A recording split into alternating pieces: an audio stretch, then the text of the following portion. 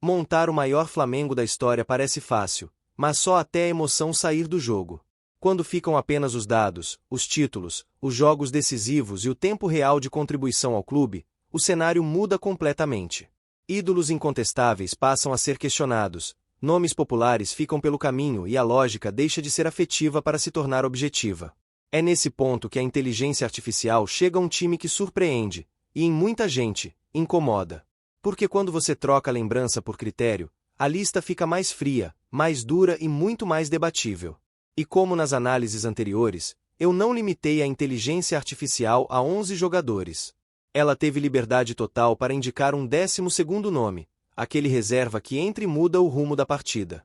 Só que dessa vez aconteceu algo diferente. Mesmo com 12 escolhas, a inteligência artificial disse que ainda faltava uma peça para o Flamengo de todos os tempos ficar completo. Para fechar a conta, ela exigiu um 13º jogador, um nome que simplesmente não podia ficar de fora. Eu vou guardar esses dois para o fim, então presta atenção no caminho até lá. Porque o primeiro corte começa onde um time histórico precisa ser inabalável, no gol. Raul Plaça aparece como o tipo de escolha que parece óbvia depois que você entende o contexto. Se o Flamengo viveu noites gigantes em 1981, ele precisava de alguém que não tremesse. Raul chega já experiente e encaixa como uma luva num período em que o clube conquista Libertadores e Mundial, além de brasileiros em sequência.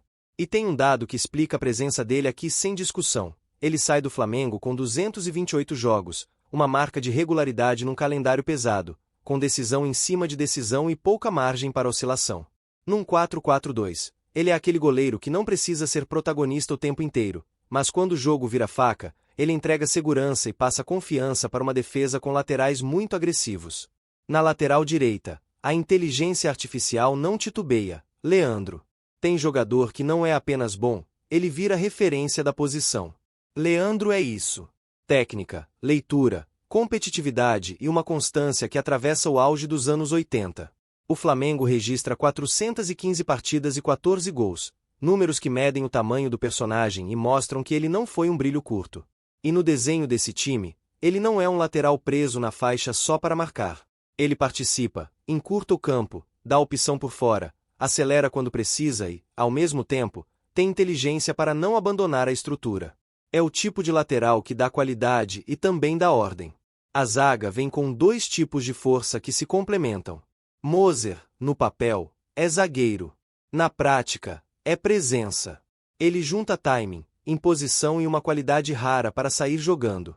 Entra na lista porque foi titular do time campeão da Libertadores e do Mundial de 1981 e porque tem produção histórica para um defensor. 292 jogos e 21 gols. Muito impacto em bola parada e muita autoridade em jogo grande.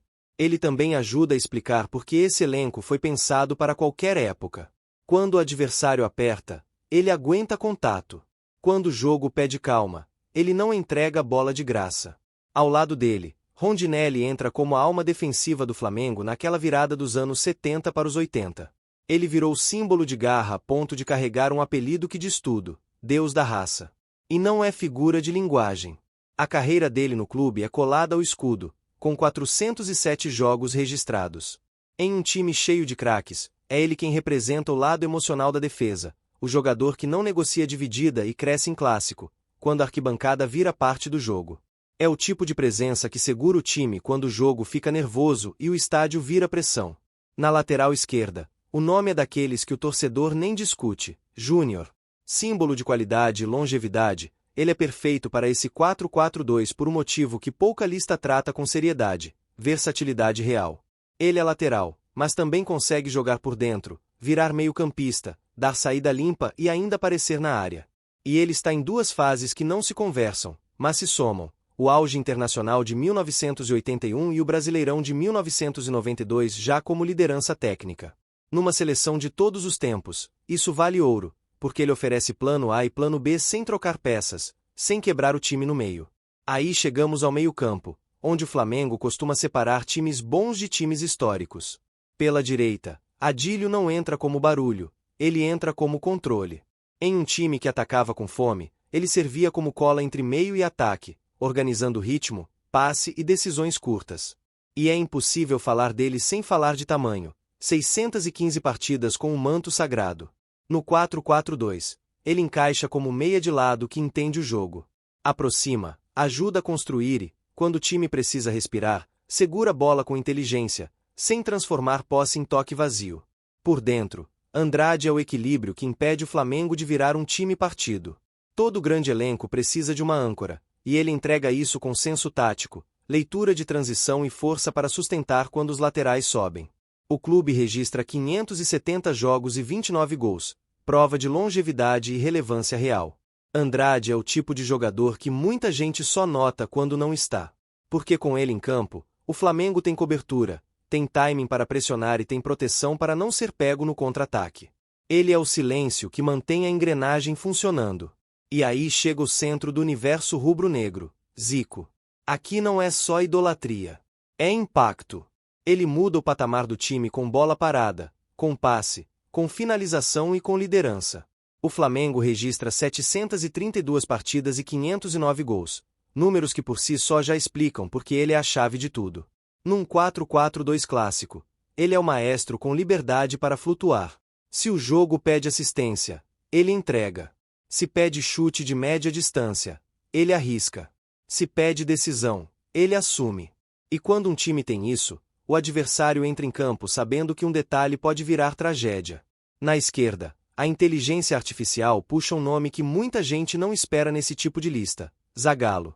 Ele entra como ponte entre eras, trazendo representatividade de um Flamengo anterior ao grande boom midiático do futebol, mas com peso real dentro de campo. O clube registra sua passagem como jogador de 1951 a 1958, com títulos cariocas no período. E na lógica do 4-4-2, ele vira o meia de lado com disciplina, leitura e responsabilidade. Ele equilibra a faixa, ajuda a recompor, fecha a linha quando precisa e permite que o time ataque com menos risco, sem virar um bando. Na frente, o ataque foi montado com um critério que não perdoa: decisão. Nunes entra como o cara que virou sinônimo desse momento. Ele é lembrado como o artilheiro das decisões porque aparece quando a história está sendo escrita. Em 1981, ele faz 2 gols no Mundial contra o Liverpool, numa noite que até hoje é contada como mito e memória. Ele não precisa ser o atacante mais plástico. Ele precisa ser o mais implacável. No time de todos os tempos, isso vale mais do que estilo. Ele é o tipo de centroavante que faz o Flamengo virar uma ameaça real mesmo quando o jogo está feio. Ao lado dele, para representar o Flamengo moderno vencedor, é difícil fugir de Gabigol. Ele virou o rosto de uma era de pressão máxima, calendário brutal e decisão atrás de decisão. A marca dele é simples: presença em momentos que definem temporada. E a escolha dele aqui tem um objetivo claro: fazer o time atravessar décadas sem virar peça de museu. Porque o Flamengo não é só passado glorioso. O Flamengo também é presente com ambição continental, cobrança imediata e necessidade de decidir com o estádio e o país olhando. E foi nesse momento que eu pedi à inteligência artificial o 12º e o 13º jogador. E o 12º jogador é Arrascaeta, o reserva que muda o jogo sem bagunçar o esquema. Imagina a cena: o jogo trava, o adversário fecha espaço, a bola começa a queimar. É aí que ele entra e reorganiza tudo. Pode ser meia central, pode cair pela esquerda, pode virar segundo atacante, pode ser o cérebro do último passe. E o dado que amarra essa escolha é direto: em agosto de 2025 ele chegou a 100 assistências pelo Flamengo, marca que o noticiário tratou como histórica. Isso não é número vazio. É produção sustentada. É repetição de impacto. E tem mais um ponto que deixa a escolha ainda mais forte. No fim de 2025, ele estava a 2 gols de alcançar 100 gols pelo clube, algo raríssimo para um meia. Ou seja, ele entra e te dá criatividade, mas também te dá ameaça real de gol. E aí vem o 13º jogador, a particularidade desse roteiro. Dida, Edivaldo Alves de Santa Rosa. Esse é o nome que não dava para excluir. Ele entra como 13º porque o Flamengo precisa ter, além do auge de 1981 e do ciclo recente, um finalizador histórico de outra era, com peso estatístico gigantesco. Dida é reconhecido como o 2º maior artilheiro da história do Flamengo, com 264 gols. Quando você coloca esse número na mesa, a discussão muda de nível. Porque não é lembrança afetiva. É produção que atravessou anos e ficou marcada. E no contexto do 4-4-2, ele entra como aquele atacante de área que você aciona quando precisa de gol, presença e volume de finalizações, sem alterar a estrutura. Ele aumenta o poder de fogo sem destruir o equilíbrio. É história e utilidade no mesmo pacote. Só que um elenco assim deixa feridas, e é aí que começam os excluídos notáveis. Henrique Frade é um daqueles cortes dolorosos. Um grande goleador, com números na casa de mais de 200 gols pelo Flamengo, mas nesta lista ele esbarra em sobreposição direta. A vaga de atacante histórico de era antiga já foi ocupada pelo Dida como 13º, justamente por não ter como ficar de fora. Manter Henrique exigiria tirar um nome que representa a decisão máxima ou a era moderna vencedora, e aí o time perderia o equilíbrio de épocas que a inteligência artificial quis preservar. Adriano Imperador também fica no quase. O pico é alto e 2009 é prova viva disso, com protagonismo no Brasileiro e presença que intimidava qualquer zaga. Só que o recorte do projeto pune trajetórias mais curtas. Numa lista tão apertada, o critério de contribuição prolongada ao clube pesa, e ele acaba ficando atrás de quem soma mais anos e mais representatividade dentro do Flamengo. O auge foi gigantesco, mas o tempo de obra, comparado aos pilares, é menor. Petrovic é outro caso que dá debate. Se você pensa em jogo travado e falta na entrada da área, ele parece perfeito. E tem um momento que virou patrimônio, o gol de falta na final do Carioca de 2001 contra o Vasco. Só que como 12º jogador, o Arrascaeta entrega um pacote mais completo para jogo corrido e também decide. Pet é especialista máximo. Arrasca é versátil de elite. E, nesse elenco com 13, a versatilidade ganha no detalhe, porque ela oferece mais soluções dentro do mesmo desenho, sem depender de um cenário específico para funcionar. Romário fecha a lista de excluídos com um motivo simples e cruel: continuidade. Ele jogou no Flamengo, fez gols e trouxe impacto, mas aqui cada vaga precisa justificar uma ligação longa e forte com o clube, ou ser símbolo incontornável de um auge específico. E com Nunes, Gabigol, Arrascaeta e Dida já cobrindo decisões e eras, a concorrência fica implacável. Não é que ele não tenha peso. É que, nesse recorte, cada vaga vira um quebra-cabeça. Agora eu quero te jogar na cadeira de técnico. Você mexeria em alguém do time titular, ou faria só uma troca no banco? Quem ficou fora de forma injusta? Agora que esse Flamengo tá na mesa, vai no próximo vídeo do canal e compara com a seleção de outro gigante. Aí você decide qual lista é mais justa. Deixa o like, e senta o dedo no hype, e se inscreve no canal. Compartilha com um amigo que sempre discute escalação. Até a próxima!